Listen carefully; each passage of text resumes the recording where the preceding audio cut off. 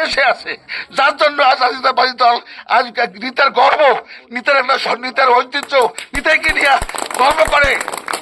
এই নীতিতে আমাদের একতা হইতে হবে, একতা হইতে হবে।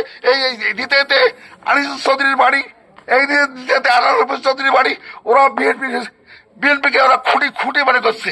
আনিস চৌধুরী বলছিল যখন জাতীয়তাবাদী দল যখন এরশাদ গেছিল বাসায়, ওনাকে আপনি দলে আসুন, তখন বলছে না বিদ্রোহ মানুষ ছাড়ে থেকে আমি যাবো না। পারে নাই ওনাকে মানে ইয়াদের নেওয়ার জন্য। তাই এই জন্য আমাদের লোকজন কিন্তু এলাকায় বহুত লোক আসছিল এই ইয়াতে। আমরা বুদ্ধিমান, আমার চালাক, আমরা খুশি। আমাদের এলাকার অবহেলিত লোককে ইতিপূর্বে বহুত ভাই বলে গেছে।